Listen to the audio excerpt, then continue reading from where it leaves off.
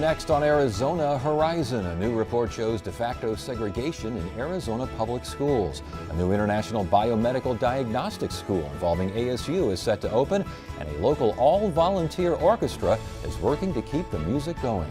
Those stories next on Arizona Horizon. Arizona Horizon is made possible by contributions from the Friends of Eight, members of your Arizona PBS station. Thank you.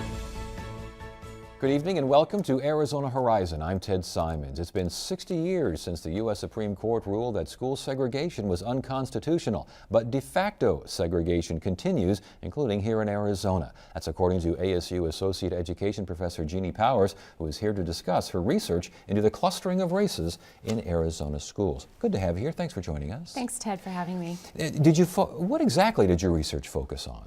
Well, what I wanted to do was really look at what's going on in Arizona's public schools, and I think the 60th anniversary of Brown v. Board of Education is a good opportunity for us to really understand what are the contemporary patterns of segregation in public schools, because segregation has persisted despite the Supreme Court's decision. And we're talking, when we say de facto segregation, we mean what? Well, de facto segregation is segregation that's not mandated by law. And so really the Supreme Court's decision in Brown struck down segregation by law. And we had segregation by law in Arizona. State law required the segregation of African American students until approximately the time of Brown v. Board. There were some court decisions that struck it down actually 12 days before, 12 days before the Brown v. Board decision. But in addition to that, I think what's really important for viewers to know is that Latino students were also quite segregated, and this was a form of de facto segregation because it wasn't required by state law. So with that in mind, let's go to 1954, let's go pre-1954. What did we see in Arizona regarding segregation, de facto or otherwise? What are we seeing now? Well, many districts around in the 20s, many districts set up separate Mexican schools and required Mexican American students to attend those schools. And this happened all over the state and also throughout the Southwest. And so Mexican American parents challenged this form of segregation, and we actually have a court case in Arizona that was decided 3 years before the Brown v. Board of Education that was actually relatively speaking, it was really kind of the most clear and unequivocal court statement against segregation, and that was 3 years before Brown v. Board of Education, the case of Gonzalez v. Sheely in 1951. So that's 1951, and again, we got up to 1954. Let's move to 2014. What are we seeing out there, and why are we seeing it? Well, what we're seeing is continuing segregation in our public schools, and that has a lot to do with housing segregation. So when housing segregation is associated with school segregation, and so when our residential areas are segregated, then our schools are also going to be segregated. But I should probably also back up and let you know that Arizona has really undergone a huge demographic shift in the past 20 years. Mm-hmm. And so in 1990, which is where I started my research, Arizona's public schools were 64% white and about 27% Latino. And currently they're 41% white and 42% Latino. So we are one of the few majority-minority states in the country. Well, with that in mind, if it's a majority-minority state as far as school kids are concerned, is it a surprise that we see more predominantly minority schools? Well, we've had an increasing number of Latino students in the state, but those students aren't distributed evenly throughout our schools. And so what we have are schools that are increasingly segregated, so that, for example, even though whites are a minority of our public school population, the average white student is more likely to go to school with a majority of white students. Indeed, I saw some of your research. Whites typically attend 60% white schools, this despite 41%, as you mentioned, public school enrollment. So despite these demographic shifts, kids aren't kind of being evenly distributed across schools, and as I said, that has a lot to do with housing patterns. Education in Arizona, there's a lot of talk about choice, and you can go here, you can go there, you can do all sorts of different things. Is that impacting at all de facto segregation? Because you think it might ease it a little bit. It actually hasn't really eased de facto segregation. So in some of my other research, I've looked at school choice, and I didn't really address school choice in this report, to be honest. That's something I plan to do later as I dig into the data. But really, school now, what you have to remember about Arizona is we have had school choice for about 25 years now. And so we're pretty much a state with mature public school choice policies. And so in general, what we have now is when students are choosing schools now, it's not really altering the underlying demographics of schools. Is there, and I don't know if you studied this or not, but the impact on the quality of education received, is there anything that suggests, I mean, you would think that, you know, a clustering of low-income kids at one school might make for problems in terms of education levels. You never know, though. What do we know about that? Well, what we know is that predominantly poor and minority schools also tend to be under-resourced, so they have less experienced teachers. In general, those students have access to less academically challenging curricula, and so it's really important that we think about those things when we think about the patterns of segregation in our schools as well, is what are the patterns of resources that are associated with segregated schools. And low-income students in racially isolated schools, American Indians, you report most segregated kids in Arizona. Yeah, they're the most segregated group in Arizona. So. And that's because, I would imagine, because of location, correct? Yeah, yes, I believe it's because a lot of American Indian students are attending schools in and near reservations, and so they tend to be the most racially isolated group of students in Arizona. So when you went into this research, what were you looking to find, and what did you find? Well, I don't know if I was looking to find. I just really wanted to document what's out there, because I think if we want to understand educational policy today, this is something that we really need to think about. And I think it's really important as we move forward. You know, this is an increasingly multicultural global society, and so it's really important that kids be exposed to a wide range of students with a wide range of backgrounds in public schools. And you know, as segregation increases or intensifies, that's not going to happen. So what do you want people to take from the report?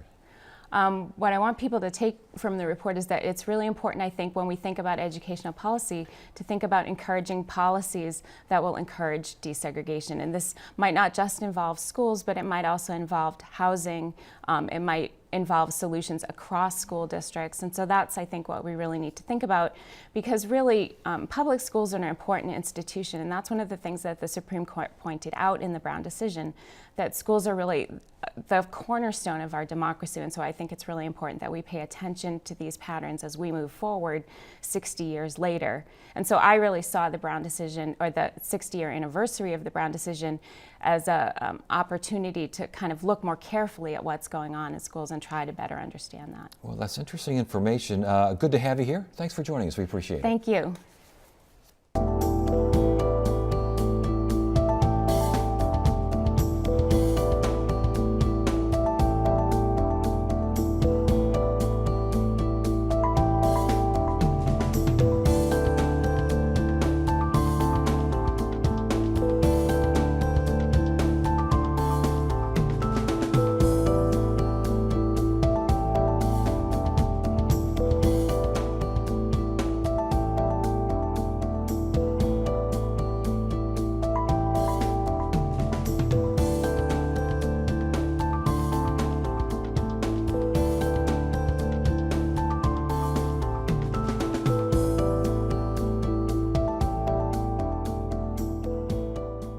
Get the inside scoop on what's happening at Arizona PBS. Become an 8 Insider. You'll receive weekly updates on the most anticipated upcoming programs and events. Get the 8 Insider delivered to your email inbox. Visit azpbs.org to sign up today. ASU and Dublin City University are joining forces with Ventana Medical Systems to develop an international school of biomedical diagnostics. The school will be launched this fall. Joining us now is Setyaraman Panchanathan, Senior Vice President of ASU's Office of Knowledge Enterprise Development, and Mara Aspinall, President and CEO of Ventana Medical Systems. Good to have you here. Thanks for joining us. Nice to be here. Thank you for having me. Panch, we got a new school for biomedical diagnostics. Sounds great. What are biomedical diagnostics? So I'm going to let Mara address that. because I think she's very close to this area of biomedical diagnostics being in Ventana. So Don't you that's know okay. it? Of course I know. Of course I know. So biomedical diagnostics refers to anything that relates to, if you take blood or saliva or whatever that is, and you're able to understand the health condition of a person from the health vitals of a person through analyzing those samples. So we're talking diagnostics in what, a new way? Diagnostics in and of itself is an area that has tremendously progressed over the last few decades. It is no longer as simple as just understanding a blood test, but looking, as Panch said very articulately, of very different biomedical diagnostics and using those in a much more precise and exacting way. How critical to personalized medication, which seems to be the focus and seems to be the way so much of medicine is going? It is everything. A patient has nothing if they don't have a timely and accurate diagnosis.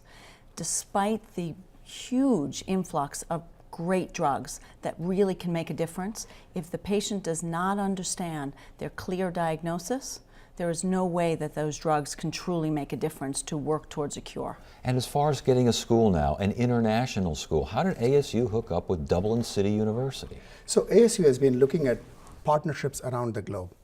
We understand that when you look at our students, and they're going to be playing in the global arena increasingly, so which means that they need to have the exposure. They need to be able to immerse themselves in environments other than just only ASU. So this is enabled by the fact that we can establish strategic partnerships with certain universities around the globe. Dublin City University, which is a reasonably young university, is about the kind of university that ASU is: young, high aspirations, entrepreneurial, and moving forward at rapid speed. So DCU exemplifies the same qualities, and therefore it's a natural partner for us. And a global classroom model. What does that mean? So which means that students who are enrolled, let us say in ASU, are able to get access to courses that are from DCU. They are able to move from here to DCU to be physically present and take classes there, being part of that experience, being able to engage in projects not only at ASU, at the global leader in biomedical diagnostics, which is Ventana Medical Systems. We are very fortunate to have them in Arizona, but also have internships in pharmaceutical firms in Europe. And the same is offered for students from DCU to immerse themselves in ASU in courses as well as in internships at Ventana Medical And Systems. talk about Ventana's situation here, your involvement, this collaboration. How did that happen? Well, I had the chance when I moved to Arizona just 3 years ago to meet President Crow and to meet Panch. And I learned a lot about Arizona State University. I saw what ASU had in terms of tremendous assets in the area of diagnostics and life sciences broadly. One of my dreams was to have diagnostics as an independent discipline. Why? I read about this and it seemed like that was a very big focus here. Why is that? It is critical because diagnostics has always been the asterisk. It's always been a piece of pharmaceutical science. It's always been a piece of device science.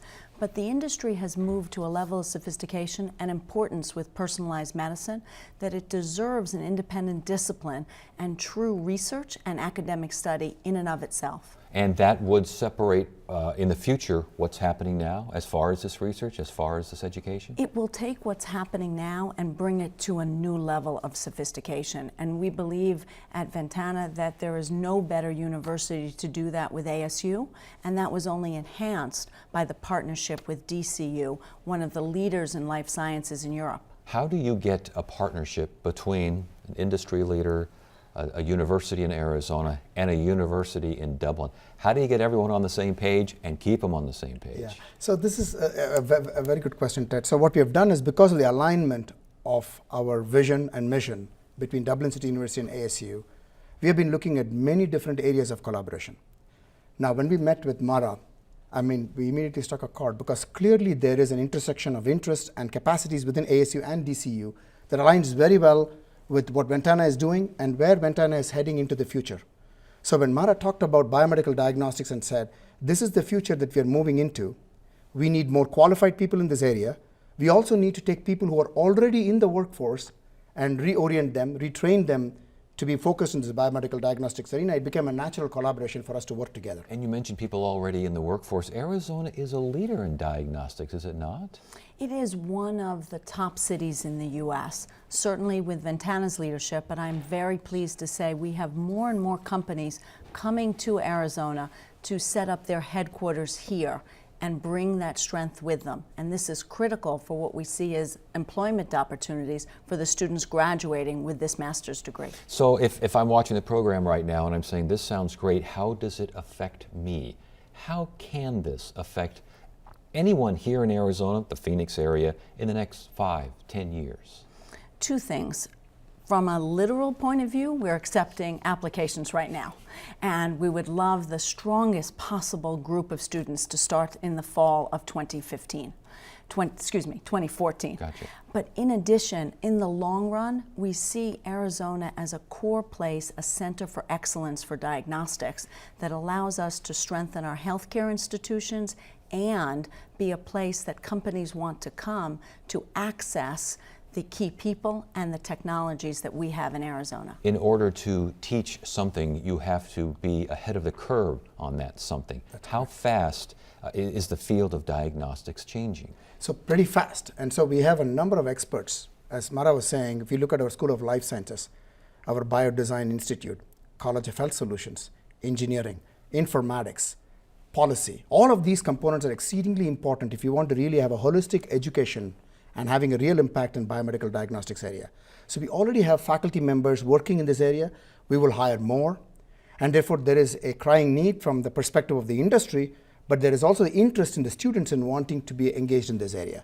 So this is really very exciting. And again, it sounds from a distance now, this is a way to push wellness as opposed to fighting illness. Mm-hmm. Is that fair? Absolutely. And when we look at diagnostics today, it's not just about diagnosing disease. It's about every part of the healthcare continuum. So it really starts with screening people for disease to look at risk, diagnosing them, monitoring them, and then in the future predicting what diseases they are susceptible for and using lifestyle programs as well as potential medications to ensure that we have longer, healthier lives. And again, as far as developing pharmaceuticals, big factor there. You referred to that earlier. Without question, and that is a core to personalized medicine. When you look at personalized medicine, the role of diagnostics is to help subsection disease, and with that subsectioning, we can use medications in a very targeted way to increase cure rates. Well, all right. Panch, you were right. She knows her stuff. Yeah, oh, she's fantastic. It's an amazing collaboration. We are very fortunate to have Ventana Medical Systems in Arizona, fortunate to have Mara as a leader of that institution, and it's a fantastic partnership. It does. It sounds very exciting. It's good to have you both here. Thanks for joining us. Thank you, Thank Ted. you. Thanks for having us here.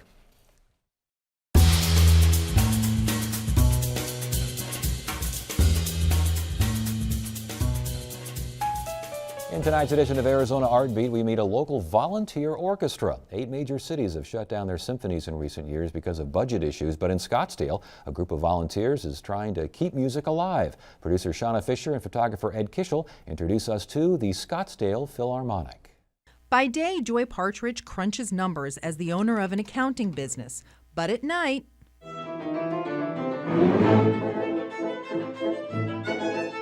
Well, I'm a viola player, okay, and we're kind of like the third voice of the orchestra in the string section.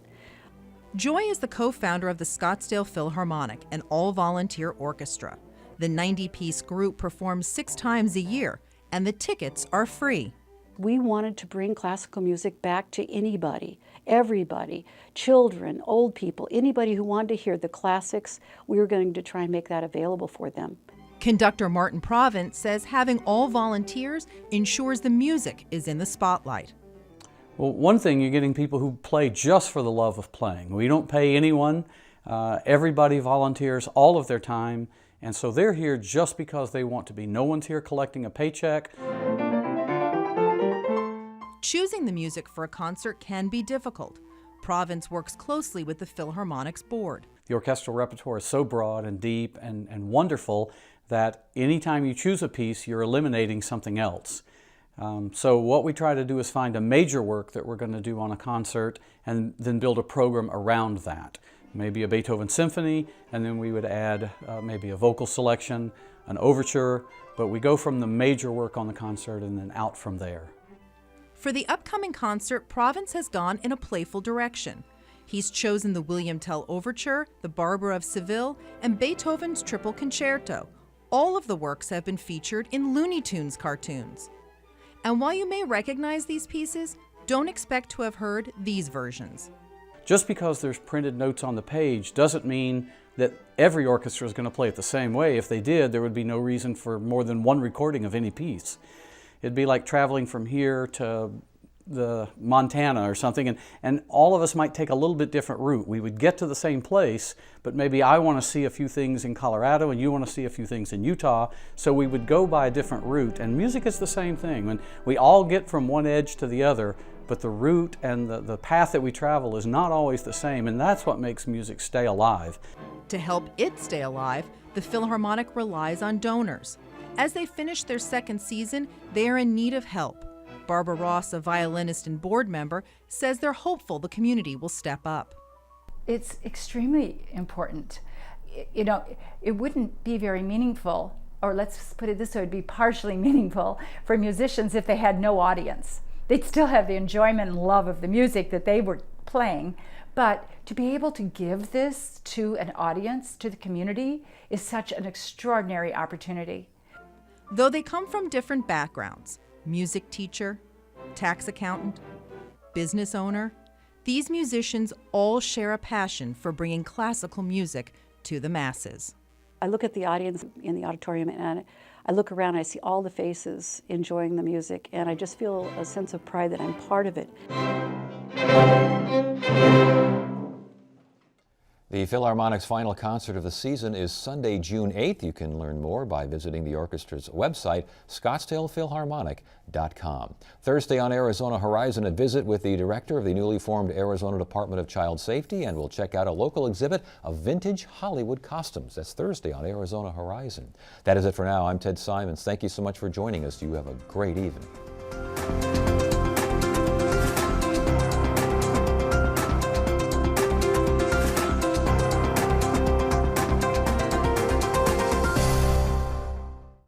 Arizona Horizon is made possible by contributions from the Friends of Eight, members of your Arizona PBS station. Thank you.